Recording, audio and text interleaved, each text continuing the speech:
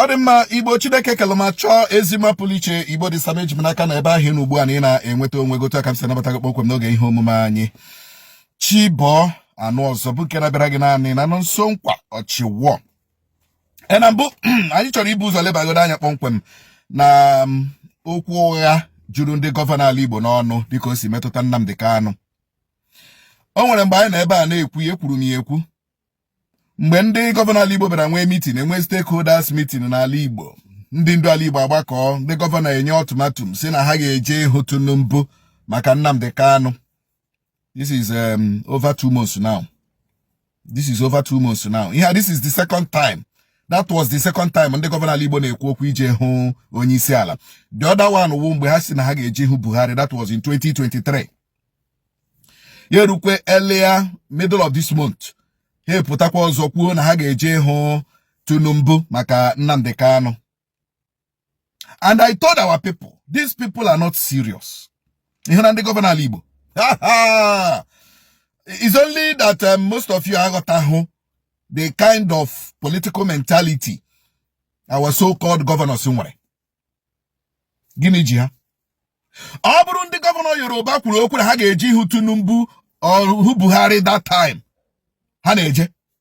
There we go. Immediately, a na-egburu ya oge. A na-egburu ya oge. Governor ịhụ onye isi ala is like a phone call. It's like a phone call. A governor to see a president is like a phone call, especially a president teacher is another presidency. Now, whatever in age. So, for the past 2 months now, or even 3 months now, the governor ala Igbo mechara that meeting ha mere n'Enugu. Si na ha ga-eji hụ Tinubu maka Nnamdi Kanu ka e weghachite nchekwa n'ala Igbo ka eme ka ala Igbo juo oyi. Ha agala hụ Tinubu? Mba. They will not go. E nwere ike nwe ofu onye ma mmadụ abụọ n'ime ha na-anụ ọkụ n'obi ka eje hụ Tinubu, mana ndị nke ọzọ bụ ndị nọ n'otu pati APC nwere ike gbado ije hụ Tinubu ụkwụ si na ha ya eje, ha cool down. Akpọ meeting maka ya si cool onu down. Maka na ha nwere gịnị? Ha nwere ulterior motive na-aghọta ebe anyị na-eje. Ha nwere ebumnobi ọjọọ. Na ha pụtara mgbe asị na ha ga-eji ihu Tinubu maka Nnamdi Kanu, all just to calm the nerves of ndị na-amarọ ndị ha bụ. Ịma ha chere anyị bụ olodo. Ha chere anyị bụ ndị iberibe, anyị amala ife. We know that Southeast governors cannot hụ na Tinubu because of Nnamdi Kanu. Because ndị nọ n'Ishi ha as leaders of the Southeast governors ala Igbo, ha wụ ndị dowere Nnamdi Kanu ebe a. Ihe m na-agwago bụ eziokwu. Ndị a nọ n'Ishi Southeast Governors Forum wụ ha dowere Nnamdi Kanu there. That is the truth. So Bobble nụrụ ndị gọvanọ ala Igbo pụtara nye we want to go and see Tinubu because of is a lie. They will not. They are afraid that Nnamdi Kanu pụta their popularity will diminish. They are afraid that Nnamdi Kanu pụta he will assume the position of the Governor General of the Southeast. That is the problem, and that is why they can never. Ishai Korea na Kishimana bet here now. No, Ishai Bayaka bet. And the Governor Igbo will never go and see Tinubu because of Nnamdi Kanu. Since they called to see,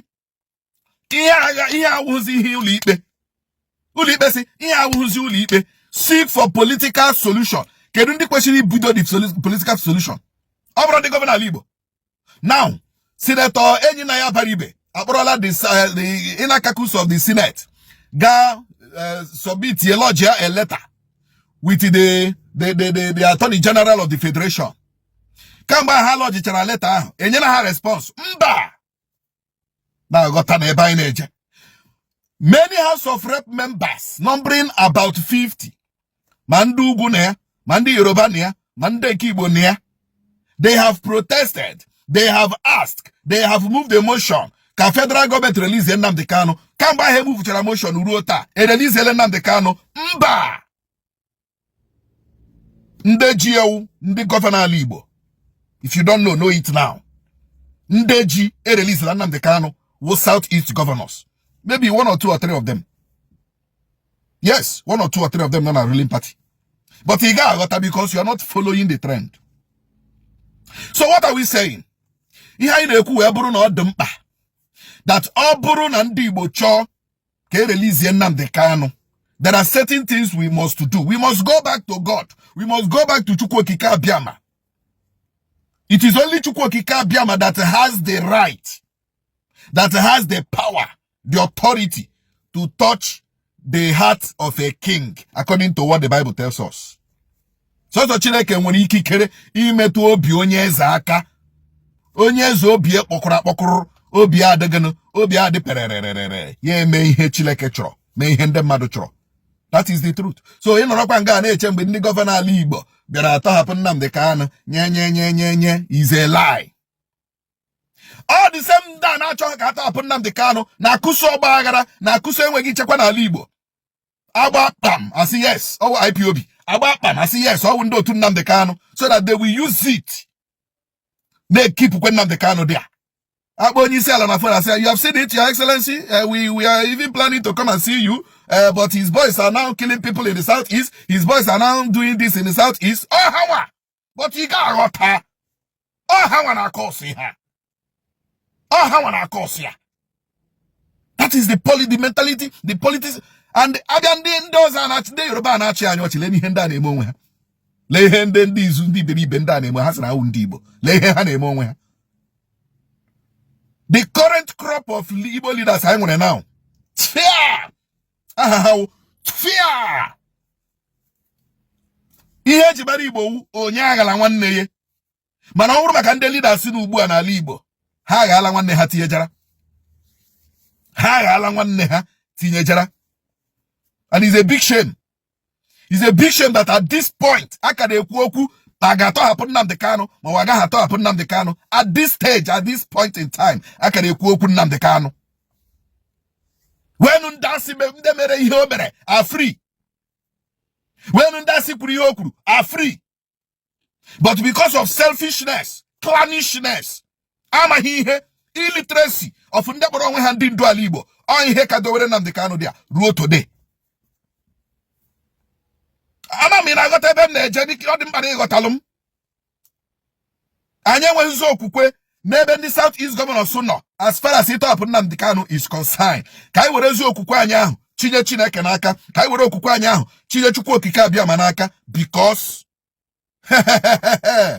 ndị be anyị si ebe nwata na-ebe akwa atụ aka ma nne ya anọghị ya, nna ya ga-anụ ya maka na akụkata aka n'obi egosi ndị mmụọ ebe ndị dị mmadụ. Ndị be anyị siri okenye ada anọ n'ụlọ ewu amụọ n'ọgbịrị, mana ndị gọvanọ ala Igbo anọrọ n'ụlọ ewu amụcha n'ọgbịrị nwụọ n'ime ọgbịrị ọ mụrụ n'ime. That is the pathetic situation we have found ourselves in Igbo land with this crop of leaders I want to hear. Fear.